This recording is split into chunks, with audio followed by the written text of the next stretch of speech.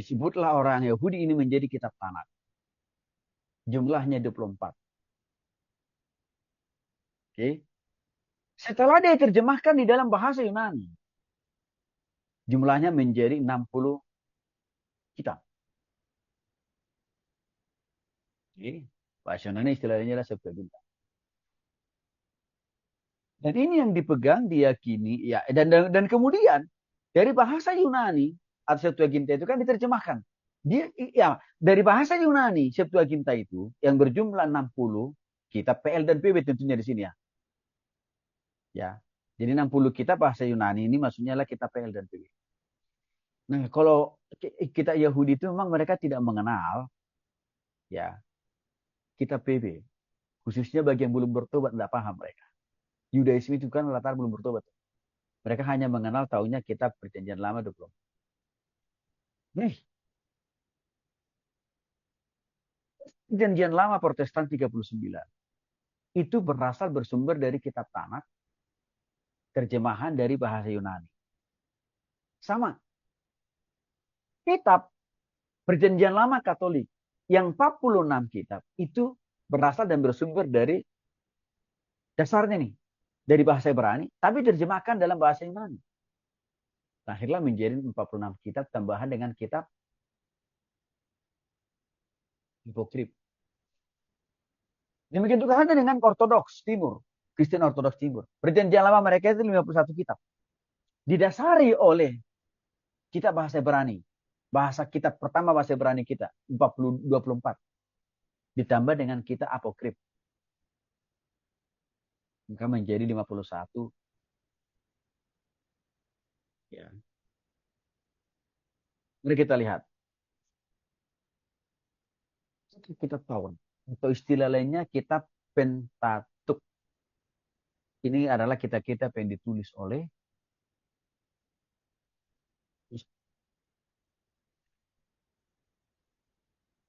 Tanakh mengakui kelima kitab yang ditulis oleh Musa. Artinya orang Yahudi mengakui kelima kitab yang ditulis oleh Musa bagian daripada firman Tuhan. Kejadian, Keluaran, Imamat, Bilangan, Ulangan. Sama. Protestan juga, Katolik juga, Kristen Ortodoks juga mengakui. Kejadian, Keluaran, Imamat, Bilangan, Ulangan dari Tuhan. Dari Tuhan lewat Musa. Ya. Lalu kitab sejarah.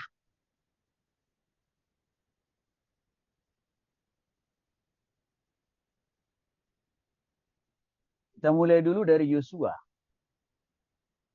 Kalau dalam bahasa Ibrani-nya itu Yehos Yehoshua.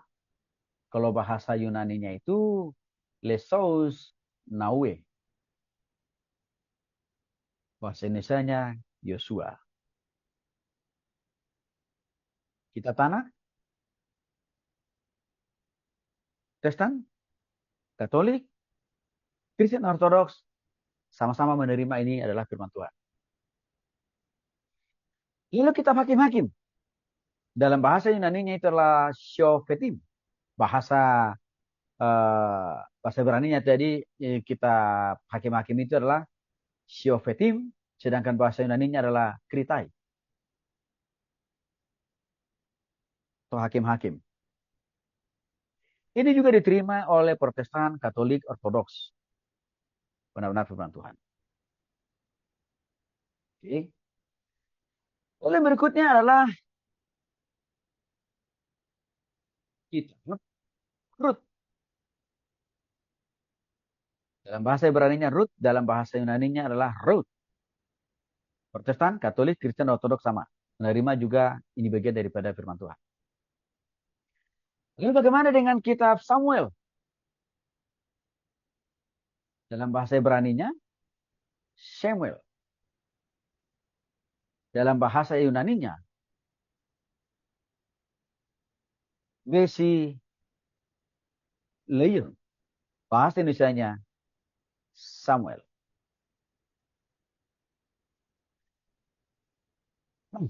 Dalam bahasa Yunani, kitab Samuel ini dibagi. Bukan ditambah, dibagi-bagi saja. Supaya lebih detail, lebih spesifik, mudah dibaca. menjadi 4 bagian. Bagian yang dari kitab Samuel itu bagian pertama dan yang kedua ya disebutlah kitab 1 Samuel, 2 Samuel. Dan hal yang sama, Protestan Katolik, Kristen Ortodoks mengakui membagi kitab Samuel itu menjadi 2 bagian, yaitu 1 Samuel, 2 Samuel juga sama. Nah,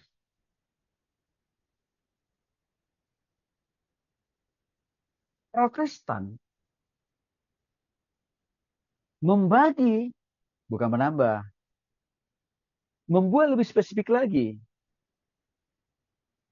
Kitab Samuel itu dengan nama yang berbeda, yaitu kitab 1 Raja-Raja dan 2 Raja-Raja. Katolik, Ortodoks sama. Diklasifikasikan lagi isi kitab Samuel itu menjadi 1 Raja-Raja dan 2 Raja-Raja. Isi firmannya tidak ada yang ditambah. Isi firman dari kitab Samuel itu nggak ada yang ditambah, Protestan, Katolik, dan juga Ortodoks nggak ada. Hanya mereka klasifikasikan karena memang isi kitab Samuel ini panjang banget. Jadi saya paham kenapa Protestan, Katolik, Ortodoks menspesifikasi ya menjadi lebih detail. Saya paham banget maksudnya. Supaya lebih mudah orang memahami, mengerti isinya. Karena saking banyaknya pasalnya kalau disatukan. Jadi itu bukan bagian daripada penambahan. Karena isi beritanya pesan Tuhan di dalamnya sama aja sebenarnya. Ya. Lalu berikutnya adalah kitab Tawarik. Dalam bahasa Ibrani-nya. Divrei Hayamim. Bahasa Yunani-nya.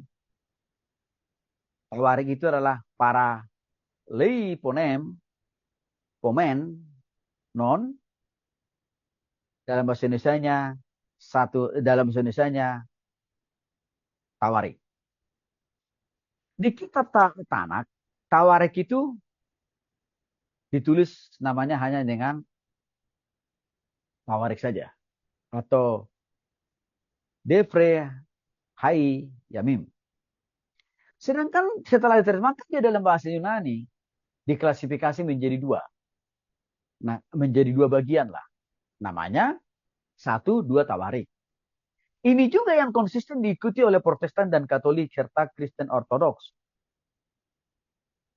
Bahwa kitab Tawarik itu diklasifikasikan, dispesifikasi, dibuat detail menjadi kitab 1 Tawarik dan 2 Tawarik. Ingat, tidak ada penambahan di sana. Isi inti pesan firman Tuhan di dalam kitab Tawarik enggak ada. Hanya pengklasifikasian aja supaya lebih mudah dibaca dan dimengerti. Karena lagi-lagi kalau ini disatukan pasalnya banyak banget. Oke. Yang berikutnya adalah ada namanya kitab Esra. Dalam kitab Tanak ini dia dibuat mandiri sendiri, tapi dia disatukan dengan